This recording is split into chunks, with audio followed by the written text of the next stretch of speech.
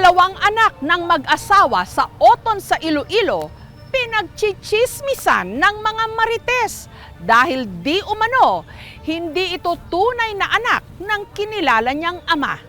Para maresolba na ang issue at magkaalaman na, sumailalim sila sa DNA test. Ano kaya ang resulta? Isang ina, pinupulutan daw ng mga marites sa kanilang barangay. May kapitbahay po kasi ako dito na lagi niya pong chinichismis na hindi daw anak ng asawa ko ang anak namin. Sobrang sakit na marinig na hindi anak namin ng asawa ko yung anak ko. Parang kakabog-kabog yung dibdib mo. Dahil dito, humingi siya ng tulong sa aming programa. Dahil gusto ko po isampal sa mukha ng chismosa kong kapitbahay kung ano ang katotohanan. Pag nag-aaway po kami, Pero sa aming interview, may mga bagong impormasyon na lumabas. nagchat-chat po ako sa mga foreigner para pang Mas nabiyan ka na hindi ko tunay yung anak. Ayan, parang kinukurinte yung katawan ko. masakit po yung galing mismo sa asawa mo yung panghihinala. Sa paglabas ng resulta ng DNA test, mananahimik na ba ang mga itinuturo niya di umanong marites? O lalo lang siyang puputaktihin ng mga ito? Wala po akong kinatatakutan, hindi po ako malandi. God knows everything. Dito sa Paterno Street sa Oton, Iloilo, nakatira si Emily. At ang naiipit daw sa gulong ito, ang 9 na taong gulang niyang anak na itago natin sa pangalang Jane. Yung anak ko maputi, tapos yung asawa ko daw sobrang itim daw. Kulay lang po talaga yung binabasihan nila. Sabi nila maganda raw yung anak ko at pangit daw yung asawa ko. Tahimik lang ako pero masakit sa dibdib ko. Sa paglaki ni Jane, mas lalo raw umugong ang mga kwento-kwento na ang bata hindi tunay na anak ng mister ni Emily. Lagi na ako tinatanong kong gabi bakit na sinasabi nila pa na hindi mo ako anak. Yun, tumutulo minsan yung ko, luwa ko. Nung una, deadma lang daw sila. Yung sinasabayan ko na lang po yung chismis, nasakyan ko na lang po. Pero sa pag-usad ng panahon, Kasi lumalaki na siya nagkakaroon na siya ng isip. Balang araw, baka pag hindi namin napatunayan na anak siya ng papa niya, baka marami siyang itatanong sa akin. Sobrang sakit po. Yung bang pakiramdam na okay lang yung ako masaktan, wag lang yung anak ko. Yung bang pakiramdam na yung hindi niya kayang ipagtanggol yung sarili niya. Mali siyang biro nakaka-decrease siya ng social-emotional ng isang bata. Kinakailangan ang mga magulang maingat kung paano nila ina-handle ang behavior ng mga bata. pero sino naman kaya ang pasimuno ng isyong ito kay Emily? Galing po yung chismis sa mga kapitbahay ko po. Lahat po sila, yun po yung sinasabi sa akin tuwing nag-aaway kami po. Ang isa sa madalas makatalo ni Emily, pumayag magpa-interview sa kondisyong itago ang kanyang pagkakakilanlan. Tawagin natin siyang Ana. At ang pinag-ugatan daw ng latest na alitan nila ni Emily, isang speaker. January nga nag-video kay friend ko da sa Tubang Balay. Nag-ayo siya sa ako na hulam mo niyang speaker. So ginpahulam ko kay birthday sang bata iya. Para sa birthday na ng anak mo yan ha. Yung akala ng anak ko, amin, kaya iniyakan niya. Sabi ng nanay ko, yung Bluetooth speaker niyo andun sa bahay niyo. Kinuha yung Bluetooth speaker, dala-dala niya, tapos pinatugtog niya. So nung narinig ng kapitbahay, nagwala na siya. Balaan nyo nga may birthday nga ang need nyo pa magpa-music mas todo pa sa birthday celebrant. Wala naman po akong alam kasi yung anak ko naman yung nagpatugtog. Hindi ka mo kabalo magsaway nga patya na anay kay may ga video kay may ga birthday to. Di naman anak ni Moses. At ang alitan sa simpleng speaker, Ikaw nga may asawa na po. sinundan na ng mga parunggitan o gyera patani. Sinabihan niya na ako na hindi daw anak ng asawa ko yung anak ko. Tapos yung anak ko dito rin po sa loob ng bahay, napanganganga po nung narinig. Depensa naman ni Ana, nasabi lang daw niya yon matapos siyang paratangan o akusahan ni Emily. Pokpok ka. Na-shock ko. So nagsabat ko nga, nang sabi ko lang, hiyang-hiya naman ako kung sino yung tatay ng panganay mo, pangalawa, pangatlo, pero never ko pong minention ang pangalan ng bata at saka yung tatay. Nahambal ko to sa iya kay akig ako that time. Akig ako sa iya kay ginunahan niya ko. Si Emily, may mga pinablatter na mga persona dito sa barangay. Meron ding reklamo kay Emily. Hindi sa akin ang galing ang issue. Naririnig ko lang kung kanino-kanino. Maraming may alam niyan. Hindi ako nagpasimula. Basin sa bibig niya yan na hindi niya daw anak ganito, hindi daw anak ni Moises, siya naman mismo nagsabi, kaya alam ng lahat. Hindi ko mabaton nga sa akon niya ginbaling ang wala akong ginhimo nga sala. Pero may matibay bang basihan si Ana sa sinabi niya kay Emily? Taong 2011 nung nagkakilala sina Emily at Moises sa isang programa sa radyo sa Iloilo. Nag-on-air po yung asawa ko na naghahanap po siya ng textmate. Nakuha ko po yung number yan. Nagkamabutihan sila at makalipas lang ang isang buwan, agad silang nagpakasal. Biniyayaan ng mga anak na itinataguyod ni Moises sa pagtitinda ng balut. Hanggang sa ipinanganak ni Emily si Jane. May mga nagsabing malayo raw sa itsura ng kanyang mister. Kulay lang po talaga yung binabasihan nila. Si Moises, unti-unting naapektuhan sa mga pagdududa. Kapag naiinis ka sa akin, lagi mo na-open na hindi mo anak yung anak ko. Sige po paniwalaan mo, gusto mo paniwalaan. Tapos ano po, tahimik lang siya, hindi po siya sumasagot. Masakit po yung galing mismo sa asawa mo, yung panghihinala. Hinala ni Emily, ginamit ng mga nagpapakalat ng chismis sa kanya ang kanyang nakaraan. May anak na kasi siya, bago pa man sila nagkakilala ni Moises. Panganay ko po ay anak ko po sa una ko pong asawa. Buntis po ako, mga 8 months na po yun. Pag-uwi ko galing sa trabaho, wala na po siya. Tingin ni na Emily, isa raw sa pinaghihinalaang di umano, tunay na ama ni Jane, ang dati niyang textmate at ex na itago natin sa pangalang Mark. Kahit daw kasi sila na noon ni Moises, nagkita pa raw sila ni Mark. Pumunta po ako doon para sa birthday ng kaibigan ko, hindi po para sa kanya. Nabago po kami nagkita ng sinasabi nilang ex ko, 3 buwan na po akong buntis. Pakiusap ni Emily, patahimikin na raw si Mark, lalo't ilang taon na raw itong patay. Pag-aamin din naman ni Emily, may mga kachat daw siya na afam o foreigner. Hindi kita papalitan, dadagdagan kita. Pabiro lang po. Pag nag-aaway po kami, yun, paselos ko lang po sa kanya. Yun nga lang, ang mga marites, ayaw pa rin daw siyang tantanan. Kaya dito na siya humingi ng tulong sa aming programa. Hindi po ako malandi. Wala po akong kasiping na iba. Gusto ko pong mapa-DNA test para mapatunayan po sa buong mundo na hindi po ako nagsisinungaling. Nitong nakaraang linggo, sumalang sa tinatawag na DNA paternity test sina Moises at Jane. Anak nga ba talaga ni Moises si Jane? Kampante po ako, wala po akong kabang nararamdaman. Pero handa rin ba sila sa anumang magiging resulta? Nakabahan ako kasi kung mag-negative, kaya sa mga chismosa doon sa bahay. Ang resulta ng DNA test natutuldok o baka lalo pang magpapaapoy sa mga pagdududa? At bigat lang po kasi sa dibdib mo. Susunod na! Isang ina mula Oton sa Iloilo. Ayaw raw tantanan ng mga marites sa kanilang barangay. Ichinichismis na iba raw talaga ang ama ng kanyang anak na si Jane. Yung anak ko maputi, tapos yung asawa ko daw sobrang itim daw. Tahimik lang ako pero masakit sa dibdib ko. Kaya ang ina na si Emily humingi na ng tulong sa aming programa. Para matapos na po yung issue. Kampante po ako, wala po akong kabang nararamdaman. Nakabahan ako kasi kung mag-negative, kaya sa mga chismosa doon sa bahay. At lumabas na nga ang resulta ng DNA test.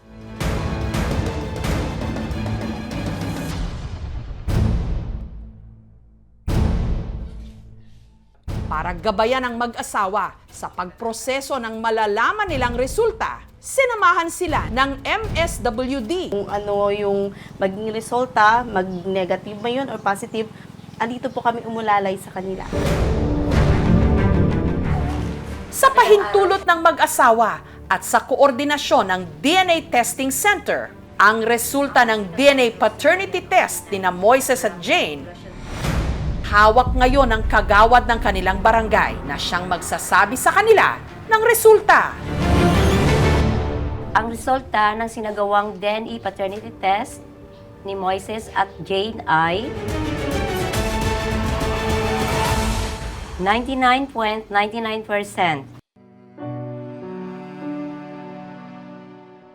Ibig sabihin, sina Moises at Jane tunay na mag-ama at biktima lang sila ng mga chismis ng mga marites. Sila ay tunay na mag-ama.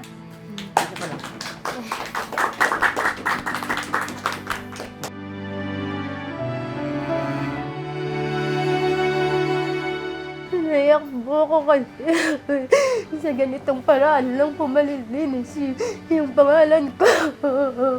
Sa kay tagal-tagal pong taon, narinig yung chismis na yan. Hindi ko na po kailangan isa-isa inipaliwanag sa kanila. Hindi ko na po kailangan mag-explain na kahit kailan hindi ko po niloko yung asawa ko. At bigat lang po kasi sa dibdib yung husgahan ka na hindi man lang po nila narinig yung side mo.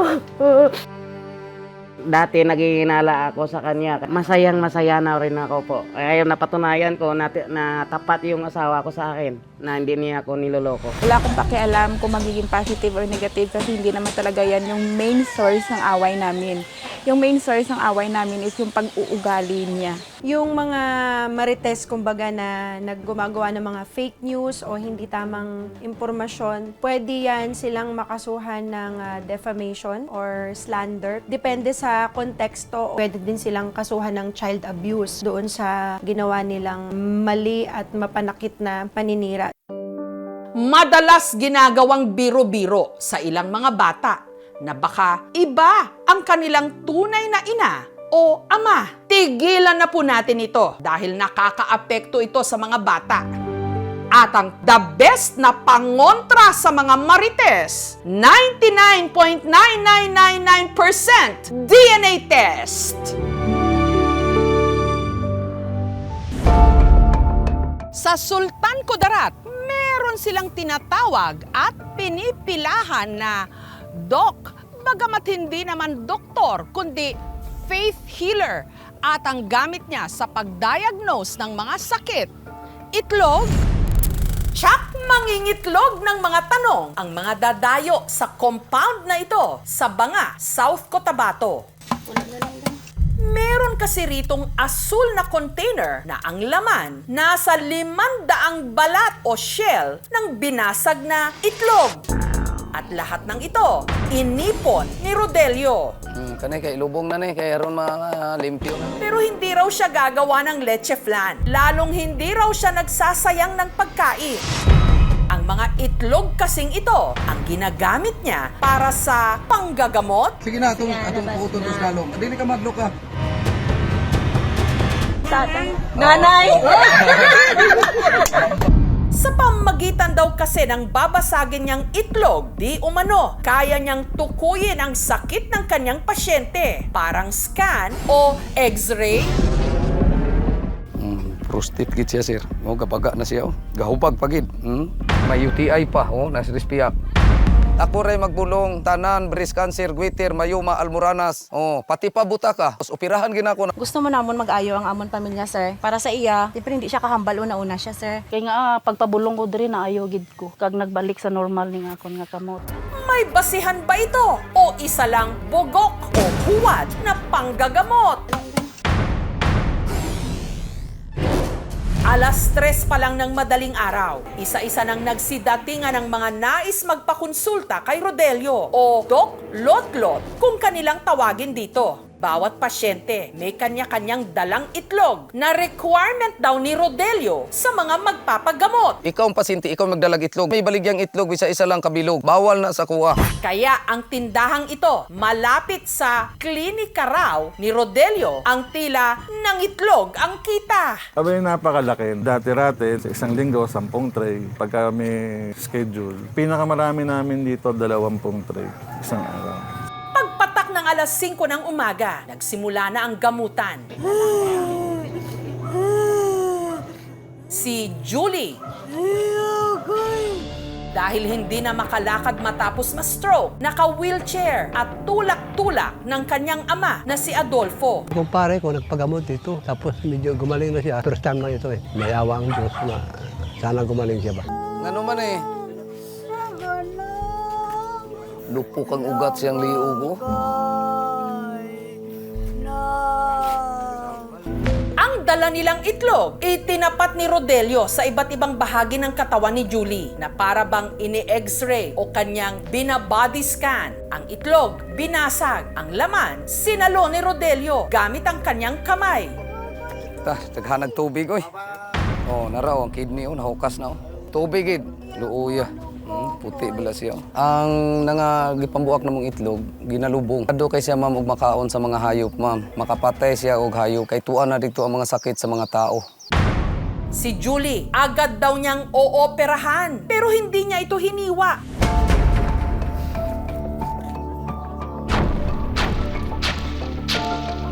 Ang leeg, kamay, Gogoy, agol, gogoy. Buha nga mo dong baba mo. Sige daw. pati na ang bibig ni Julie, pinisil-pisil.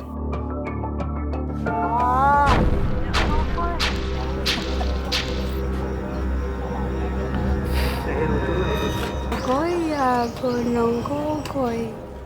At para bang tinahi ni Rodelio kahit wala naman siyang hawak na anumang sinulid o karayom. Sunod niyang pinainom si Julie ng langis o lana na nakasilid sa bote ng alak. No, dugay nagi kay siya, 200 na kina siya katuig. Oh, wala gi ginasagolan na ma'am. Wala po na ginapunan. Oh, wala gina siya ginapunan siya, wala gina ma'am. Inaana ran siya. Kuya. Matapos ang kanila di umanong healing session, mas umaliwalas daw ang aura ni Julie. Ang stroke po kasi is a medical emergency yan para sa amin, ano? At hindi natin nagamot, magkakaroon ito ng deficit sa tinatawag. Tapos hilot-hilot lang tayo, hindi po makakatulong po. Tuwing Lunes, Huwebes at Sabado, halos 300 tao ang dumarayo sa compound na ito para magpagamot. Ang compound, pagmamay-ari ng dating pasyente na si Riza at ng mister nitong si Jinky. Si Riza, meron noong mayoma o bukol sa matres. Yung naninikip yung tiyan ko. Pero hindi niya raw ito napakonsulta sa doktor. Kasi ayoko nang maulit na mangyari sa akin yung nangyari sa nanay ko. She was a victim of hospital negligence and malpractice. Yung kapitan doon, nagsabi siya na maganda doon kasi mura ang paggamot niya. Spiritual ang gamit. At matapos lang ang 2 session, Bakit wala man lang akong naramdaman? Hindi ako nagdadaing. Na-amaze ka agad ako. Wow, nawala talaga yung sakit. pero dahil 3 oras ang layo ng bahay ni Rodelio na taga Sultan Kudarat pa, nag-alok ang mag-asawa na sa compound na lang gawin ni Rodelio ang panggagamot para mas marami raw ang matulungan. Pagtambal ako sa ilaha, wala akong mga yung bayad. Sila lang ko magbuoto mo, donation ba sila na kung dili? Si Annalyn naman, follow-up check-up na raw. Kay Rodelio niya raw kasi napiling ipagamot ang kanyang mga bukol sa dibdib na 17 taon na niyang dinadala. August last year ako pumunta kay Doc, nagpagamot. Pag hawak ni Doc Lutlo sa akin, hindi na ako nahirapan huminga. Ayos na yung pakiramdam. Ang 2 bukol ni Annalyn nawala raw ilang buwan matapos ang kanyang unang session kay Rodelio. Kaya ngayon, buwan-buwan siya kung bumisita rito para masiguro na hindi na bumalik pa ang kanyang bukol. Sa isa ka bulan, kaapat lang magbalik. Regular din daw niyang iniinom ang mga ibinigay na gamot sa kanya ni Rodelio. Parang ginakapi lang po, tapos yung lana iniinom.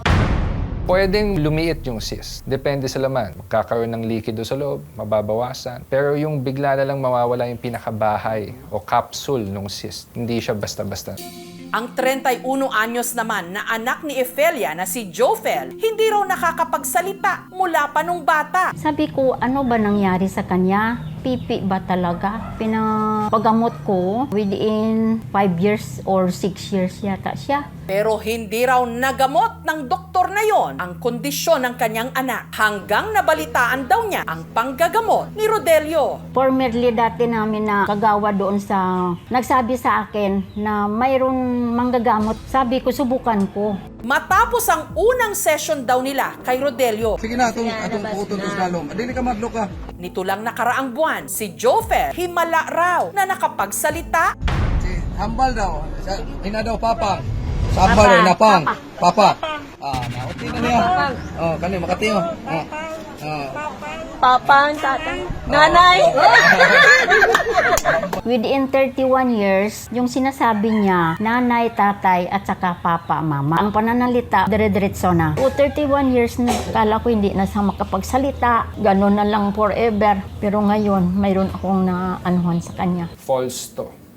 Since birth, hindi siya naka-form ng language. Tapos bigla-bigla, alam niya kung paano magsalita. Ang paghila ng dila, baka nga magkakomplikasyon pa ito. Madaming strukturang nakadikit sa dila. Masasaktan, mamamagalang ito. Tinatawag mang doc o doktor ng kanyang mga pasyente si Rodelio. Hindi talaga siya lisensyadong doktor. Ang kaalaman niya sa di umano panggagamot niya, namana lang daw niya sa kanyang lolo. Kay sa 10 anyos pa ko, hantodan ng 9 anyos ko, nagkuyo-kuyo ko ni mamulong. Ang kakayahan daw niya di umanong manggamot, bigay raw ng kung tawagin niya, diwata. Ang pag-istorya na mo og diwata, isa lang siya, Ginoo gyapon ang hubaron sa Binisaya. Pero hindi lahat believe kay Rodelio. Gaya ng nooy pasyente niyang si Emmy na duda sa kakayahan ng nagpakilalang manggagamot. Ramdam ko hindi ako makatayo, walang lakas yung mga paa ko. May nag-recommend 7 days daw, makalakad daw ko. Sinunod ko ang payo niya, pero wala may ipik. Ang pagbulong, ma'am, kay naman ko'y sakit po dili mo ulit. Prostate gid siya, sir. Pero posible nga bang makita ang sakit ng tao mula lang sa laman ng itlog? Wala siyang capacity na malalaman yung sakit, kagaya ng x-ray. Kapag hindi maganda yung pagkakapreserve ng itlog, makaka-apekto siya sa loob, sa laman, or sa formation ng egg yolk or egg white. Baka may mga fungi na nag-grow dyan, tapos iniinom po natin. Tandaan po natin, lahat ng ipinapasok natin sa katawan natin ay pinoproseso ng ating dugo. At maaari ito ang magiging cause ng sakit natin. Karamihan dito, yung mga naniniwala sa kanila ay sadyang hindi mapalad sa access sa public medicine. At the same time, yung hindi sapat yung kanilang pera. Kaya minsan lumalapad sila doon at doon nila ibinubuhos yung kanilang paniniwala na gagaling sila. Merong tinatawag na placebo effect kung saan ang tiwala mo sa tao o sa treatment and then meron kang ine-expect na epekto sa albularyo dahil nandun ang tiwala nila eh. Magpabulong sa kuha, ang magpatambal, mula kuha. Mas nindot pa mga makatabang sa tao, basta di lang atong sarili ang atong giatiman, ma'am. Lagi ko po sinasabi sa patient, no, dito po sa Rural Health Unit, libre naman ang pagpa-consult. And usually, kung may mga gamot nga na available, libre pa din yun na binibigay. Karamihan ng mga nagtutungo kay Rodelio, walang pambayad sa ospital at sa mga lisensyadong doktor. Pambili lang ng itlog daw ang meron sila, kaya kumakapit sila sa kanya. Prostate gid siya, sir. Sa usapin ng kalusugan, ang magpatingin sa doktor o magtungo sa ospital, itinuturing ng marami na luho, hindi abot kaya. Thank you so much mga kapuso. Kung nagustuhan niyo po ang videong ito, subscribe na sa GMA Public Affairs YouTube channel. Don't forget to hit the bell button for our latest updates.